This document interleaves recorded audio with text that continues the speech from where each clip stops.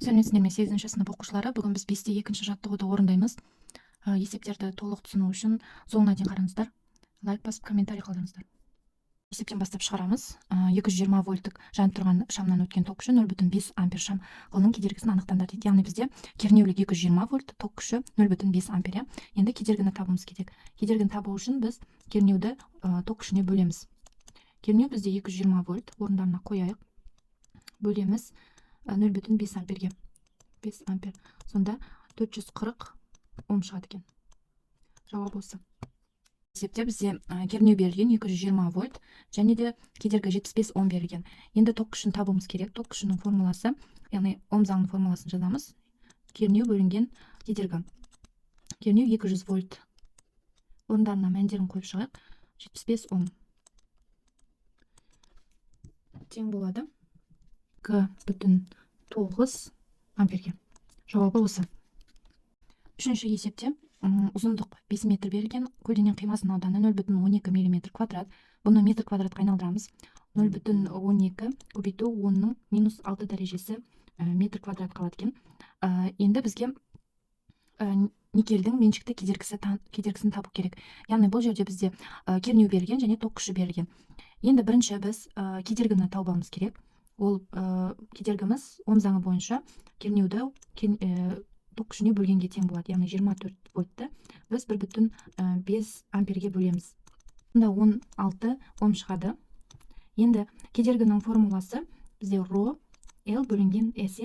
Осы жерден мынау ро дегеніміз бұл меншікті кедергі. Осы меншікті кедергіні табуымыз керек. Яғни бұл R, яғни кедергіні ауданға көбейтіп L-ға бөлгенге тең екен. Мына формуланы шығарамыз. Енді R дегеніміз жаңа біз таптық 16 ом, яғни кедергісі 16 ом шықты. Көбейтеміз S 0,12, яғни ауданымыз 0,12 көбейту 10-ның минус 6 дәрежесі метр квадрат. Оны бөлеміз 5 метрге. 5 метрге. Тең. Бұл 0,38 көбейту 10-ның минус 6 дәрежесі ом көбейтілген метр қалады екен. Енді бұны біз былай жазсақ болады. 3,8 көбейту 10-ның минус 7 дәрежесі ом көбейту метр деп қысқартып жазсақ та болады. Ал төртінші есепті шығарамыз. Бізге кернеу 120 вольт, ток күші 5 ампер және де көлденең қимасының ауданы 0,3 мм квадрат берілген. Осы 0,3 мм квадрат метр квадратқа айналдырамыз. Бірінші бұл 0,3 көбейту 10-ның минус 6 дәрежесі метр квадратты береді екен. Және де бізге берілген материал ол манганин. Манганиннің меншікті электр кедергісі, манганиннің меншікті электр кедергісін жазып аламыз. Ол кітаптың артқы бетінде болады. Кестеде ол 3,9 көбейту 10-ның минус 7 дәрежесі ом көбейтілген метр. Енді осы сымның спиральдің, то есть ұзындығын табуымыз керек. Енді бірінші кедергіні тауып аламыз. Бұл кернеуді ток күшіне бөлгенге тең болады. Кернеуіміз бізде 120 вольт. 120 вольтты бөлеміз 5 амперге. 24 ом болады. Енді мынау кедергінің формуласын жазайық. Ро L бөлінген S. Осы жерден L-ді табуымыз керек, ұзындықты. Сонда L тең болады RS бөлінген ро. R біз жаңа таптық 24, яғни кедергісі 24 ом.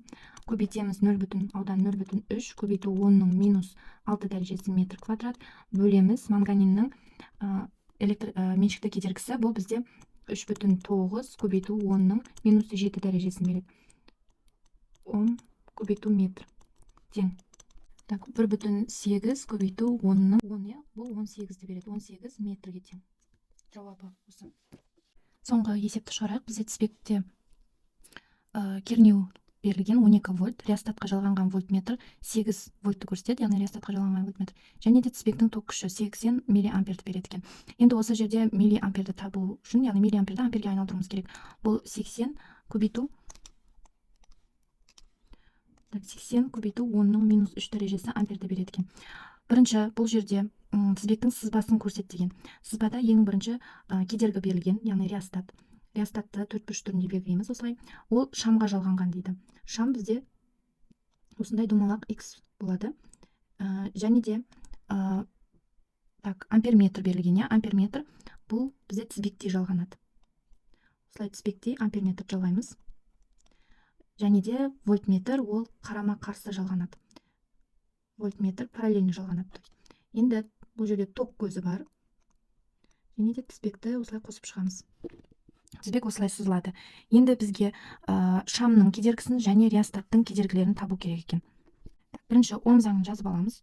Ом заңы ол кернеуді кедергіге бөлгенге тең. Осы жерден кернеуді ток күшіне бөлгенге тең болады екен. Енді бірінші R1. Бірінші реостат үшін кедергіні табайық. Ол бізде мынау жалпы кедергіні, реостаттың көрсеткен кедергісін, кернеуін және ток күшін бөледі екенбіз. Сонда 8 вольтты біз 80 көбейту 10-ның -3 дәрежесіне бөлеміз деген сөз. Ампер тең 100 омды береді. 100 омға тең. Енді келесі шам үшін табамыз. Шамның кедергісі